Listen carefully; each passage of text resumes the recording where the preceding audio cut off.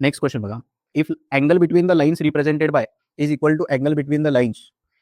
या दोन लाईन मधला अँगल आणि या दोन लाईन मधला अँगल किती आहे? सेम आहे. सेम आहे, इक्वल आहे म्हणून सांगितलं.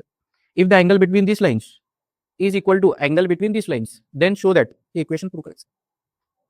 या दोन लाईन मधला अँगल कसा फाइंड आउट करायचा? टॅन थीटा कसा फाइंड आउट करतो? फॉर्म्युला काय? टॅन थीटा कसा फाइंड आउट करतो? टॅन थीटा या लाईनसाठी कसा फाइंड आउट करणार? हे तर स्टँडर्ड इक्वेशन आहे. याच्यासाठी फॉर्म्युलाच असणार आहे. फॉर्म्युला काय असणार आहे? मॉड ऑफ 2 रूट या लाईनचा अँगल एवढा असणार. या लाईनचा अँगल या पद्धतीनेच लिहावं लागेल. 2 एच ची व्हॅल्यू सांगा. ह्याची एच ची व्हॅल्यू सांगा. 2h ची व्हॅल्यू -5. -5/2 चा स्क्वेअर केलं तर 25/4. a इंटू बी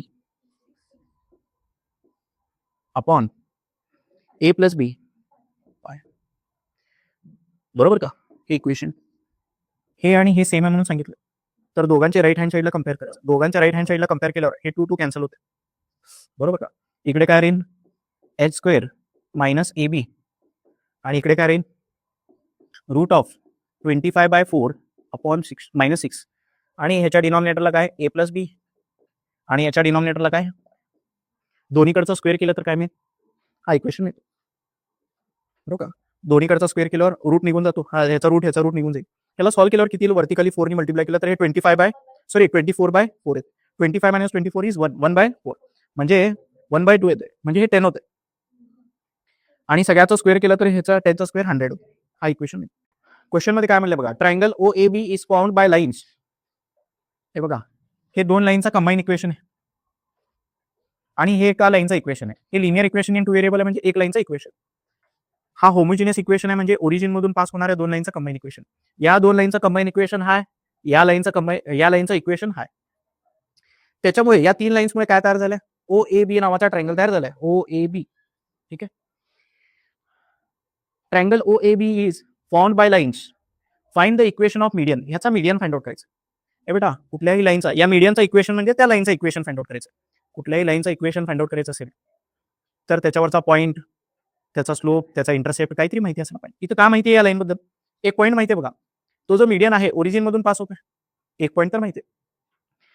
आणखी एक पॉईंट जर मिळाला आपल्याला, हे बेटा, त्या मीडियनचा दुसरा पॉईंट जर मिळाला तर 2 पॉईंट फॉर्मने आपण या लाईनचा मीडियनचा इक्वेशन फाइंड आउट करू शकतो. बरोबर का? 5 वेगवेगळे फॉर्म होते.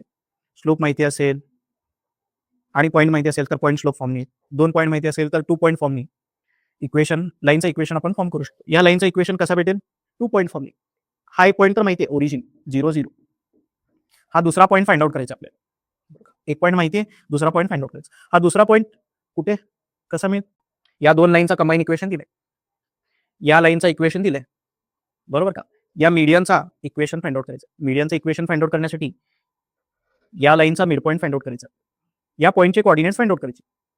तेवढं एकच काम आहे. या पॉईंटचे कोऑर्डिनेट्स फाइंड आउट करायचे. या पॉईंटचे कोऑर्डिनेट्स फाइंड आउट करण्यासाठी सुरुवातीला ए आणि बी चे कोऑर्डिनेट्स फाइंड आउट करायचे. ए आणि बी चे कोऑर्डिनेट्स कसे मिळतील?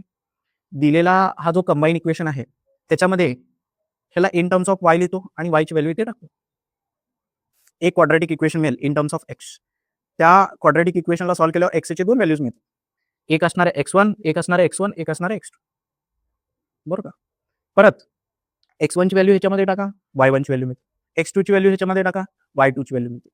y1 आणि y2 मिळतात. हे दोन पॉईंट्स मिळाले. त्याच्यानंतर त्याचा फाइंड आउट करा मिड पॉईंट. मिड पॉईंट कसा फाइंड आउट करायचा? x1 + x2 divided by 2. x coordinate भेटेल पॉईंट पी चा आणि y कोऑर्डिनेट कसा भेटेल? y1 + y2 divided by 2. हा पॉईंट मिळाल्यानंतर 2 पॉईंट फॉर्मने या मीडियनचा इक्वेशन कसा फाइंड आउट करणार? y - y1 upon y2 - y1 is equal to x - x1 upon x2 - x1. तसं ते मीडियनचं काय मिळतो? इक्वेशन येते का लक्षात?